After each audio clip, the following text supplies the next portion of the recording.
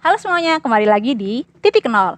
Di minggu sebelumnya, rekan saya sudah menjelaskan tentang bagaimana sih proses pembuatan editorial plan yang dilakukan oleh Digital Strategi. Nah, hari ini kita akan membahas gimana sih prosesnya setelah para Digital Strategi membuat editorial plan, bagaimana cara para desainer mentransfer informasi tersebut menjadi sebuah konten yang bisa disebarkan ke masyarakat luas. Papa. Oke. Oke, yang berbeda dari segmen hari ini, kalau kemarin teman saya membahasnya lebih ke teori ya, hari ini kita akan mempelajari prosesnya secara langsung. Gimana sih kita tuh mentransfer idenya ke dalam ruang Photoshop. Contoh dari kasus yang kita akan pakai untuk pembuatan konten kita pada hari ini ialah pandemi belum berakhir, selalu terapkan 3M. Oke, sekarang kita kembali ke layar ya. Gimana sih para proses desainer itu bekerja mentransfer informasi tersebut ke dalam suatu konten, suatu grafis. Nah, yang perlu kalian tahu, para desainer itu mengeksekusi di dalam satu layout. Mereka tuh mengerjakannya di berbagai media ya, mungkin bisa di Corel Draw, bisa di Photoshop, atau juga bisa di Canva, atau lain-lain sebagainya. Khusus hari ini saya akan mengajak teman-teman untuk melihat prosesnya di dalam media Photoshop ya. Oke, kita sudah mendapatkan informasi editorial plan dari Digital Strategi, yaitu pandemi belum berakhir, tetap terapkan 3M. Nah, dari dua kalimat tersebut, para desainer tuh harus memutar otak gimana sih caranya agar memperoleh atau membuat konten yang bisa diterima masyarakat, dan masyarakat tahu bahwa konten tersebut tuh kita mengajak sesuatu. Oke, biasanya dalam penerapannya, layout yang kita kerjakan itu sudah memiliki dua elemen pasti, yaitu logo klien dan juga media sosial klien.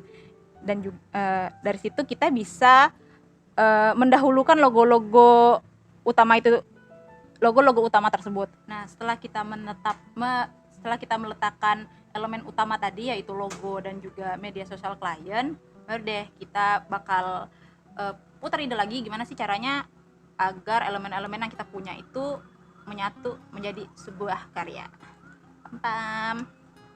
Nah, misalnya untuk contoh kasus kita ini, di sini kita akan memakai icon dan juga vektor.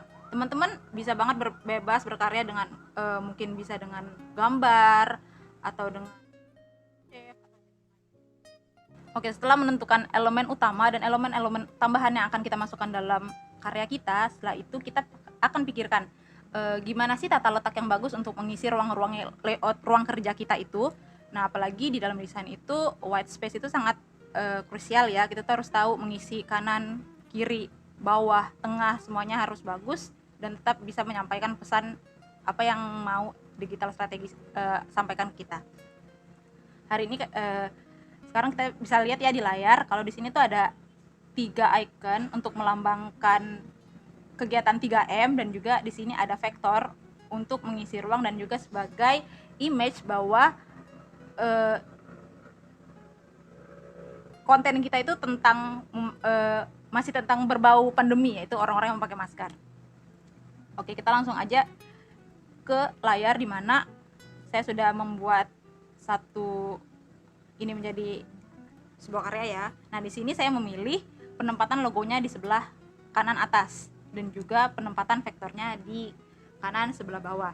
Kenapa sih? Karena saya akan mengisi kalimat judul di space kiri atas dan juga icon-icon di bawah judul.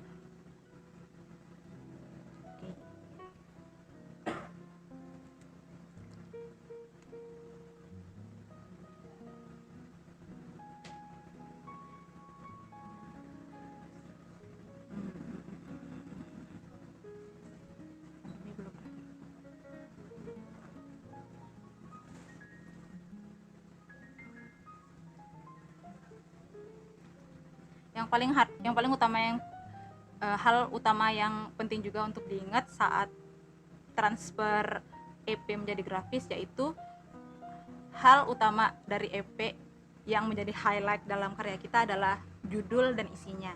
Jadi di sini kita tuh meng-highlight kenapa sih yang paling gede judul, karena itu yang pengen disampaikan, pandemi belum berakhir. Nah, kenapa di sini kita membuat penerapan 3M-nya tuh dengan icon, bukan dengan cuma urutan 1, 2, 3 atau strip, tapi dengan icon. Kenapa? Karena kita pengen orang tuh tertarik melihat kita.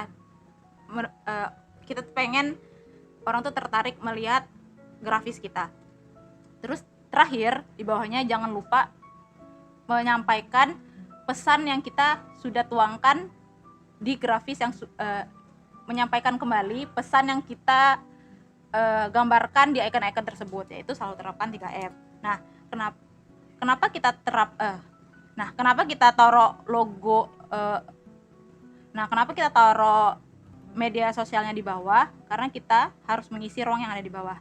Nah, seperti kita lihat di layar, kita sudah memenuhi ruang-ruang di kanan, kiri, kanan bawah, kanan atas, dan juga di tengah. Tapi teman-teman mesti diingat lagi, ini kan cara saya ya, kalian juga bisa mengeksplor ide yang lebih banyak lagi. Contohnya, kalian bisa aja taruh mbak-mbaknya ada di sebelah sini dan icon-iconnya ada di sebelah kanan, atau bisa juga meletakkan judulnya di tengah, iconnya di tengah, dan juga menambahkan elemen lain di bawahnya. Pokoknya intinya yang penting ruang-ruang di dalam email kita terisi dan pesan yang ingin kita sampaikan tersampaikan. Oke. Selain dalam bentuk grafis, transfer informasi dari editorial pen juga bisa dalam bentuk lain. Salah satunya adalah video. Nah, setelah ini rekan saya akan menjelaskan gimana sih transfer informasi dari editorial plan menjadi sebuah video. Stay tune. Terima kasih sudah nonton.